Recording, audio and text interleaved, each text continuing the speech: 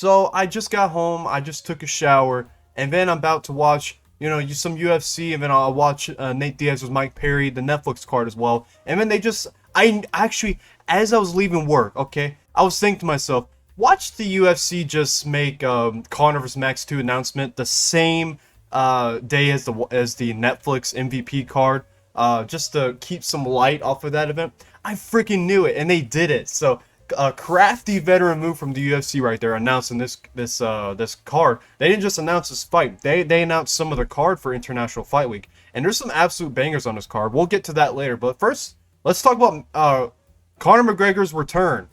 Stand your base! Oi, I'm back. Look at the hat, man. I had to bring out the hat for this special occasion. But Conor McGregor is going to take on Max Holloway, and I know this image that you're looking at looks AI, but it's not. This happened like, oh my gosh, what? At least 14, like 12 years ago. This probably happened. This was probably in like 2014. So yeah, this probably happened 12 years ago. Both were just tadpoles in the game, especially Max. This was probably like 20-year-old Max Holloway against like probably like 24, 25 McGregor. But yeah. I think this is a mismatch. Okay, this is coming from an Irishman. I think this is a complete mismatch. Max Holloway has a granite chin, so Conor could drop him in this fight. But the actual chances of him finishing Max Holloway is very low. Max has a granite chin.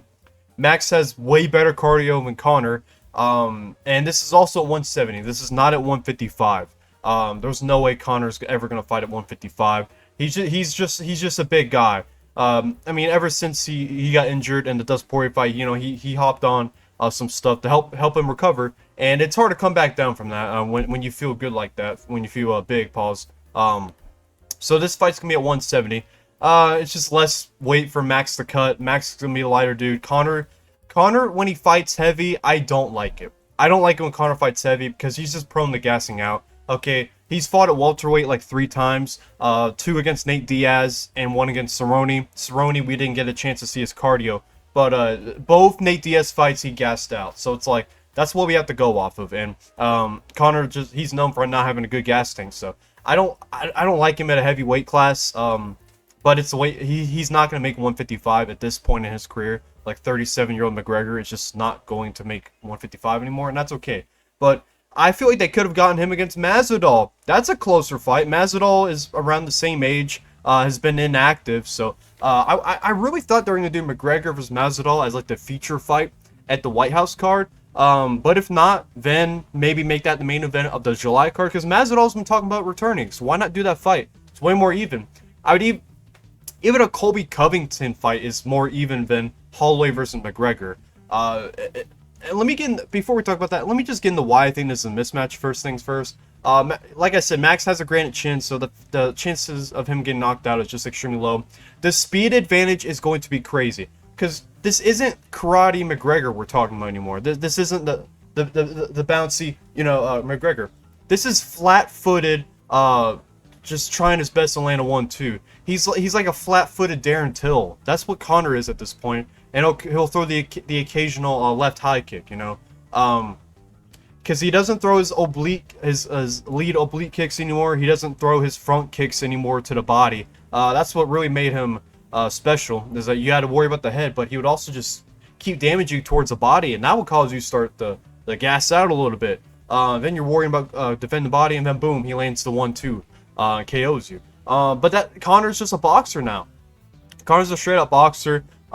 He should try to go for the leg kicks against Max Holloway. However, he may have a little PTSD, because the last time he landed a leg kick in a UFC fight, as soon as he stepped back, boom, leg snaps. So there could be that fear in his mind about throwing kicks, but you got to throw kicks against Max Holloway to beat him. But yeah, the speed advantage for Max is gonna be crazy, and Max has power at 155. That's just the case, man. He rocked Poirier multiple times in their second fight, which just didn't happen in their first fight. Whenever Max took the 155 fight on short notice for the interim belt at UFC 236, and then when he actually had time to prepare and build his body in 155 in their trilogy last year, he was able to rock around Poirier, and then he also rocked Gaethje a few times. So Max Holloway has serious power now, and we've seen as he's gone up in weight, his power increases. So I can, based off of that, I can only imagine his power is going to increase even more, and he's going to be even faster 170. So I really like him in this fight. I can't find if this is 3 or 5 rounds. I've been looking all online for that. It's not even updated on Topology yet. But if this is 5 rounds, then it just wrap it up. It's Max's fight. But if it's 3 rounds, it's a little closer, because maybe Conor comes out really aggressive early, wins the first round, tags up Poirier Holloway on the feet, and then he just has to win 1 round after that. But that's just still a tough task, because Holloway's his defense has gotten better. He's really good at countering. I think he's gonna go to the leg on Conor. I really do. He's been throwing a lot of oblique kicks lately. That's been really helping him move forward in his fights. He's not been able to be backed up as much since he's been adding the oblique kicks. And he's just really good going side to side. Conor's gonna be super accurate in this fight. Conor's really good when he counters you, but when you make him go forward, he's not as effective. His bread and butter is the counter game. I just don't think Max is going to be there. I don't think Max is going to be there. Every time Conor goes to pressure him and try to land, I think Max is just going to use his great side-to-side footwork and his speed to just move out of the way. It's just, I'm struggling to see how Conor wins this fight. Now, in their first fight, 12 years ago, Conor tore his ACL, and he had to resort to grappling because he just couldn't stand on the feet because of his torn ACL. So he resorted to grappling and beat up Max Holloway, but we're talking about 20-year-old Max Holloway, who was very new to the game.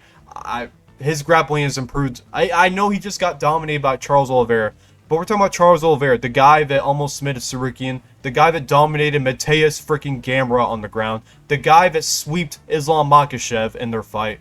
Like, Conor is kind of nowhere near the grappling. I don't think Conor's going to be able to take down Max Holloway to win this fight. I would be surprised if we see him resort to the takedowns, because when Conor gets tired, like we saw in the Nate Diaz second fight, or actually the first fight, I mean, he will resort to takedowns. So I don't think Conor is going to be able to out-grapple Max Holloway. So maybe he'll weigh a lot more of a Max or some, but I highly doubt that he's going to be able to grapple Max Holloway.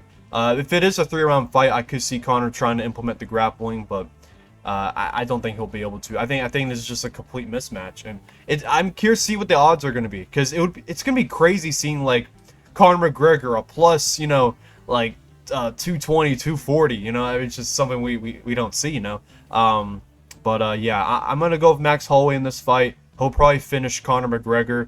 Especially if it's 5 rounds. Now, if it's 3 rounds, I can see him winning by decision. But if it's 5 rounds, I'm going Max by finish. I really do.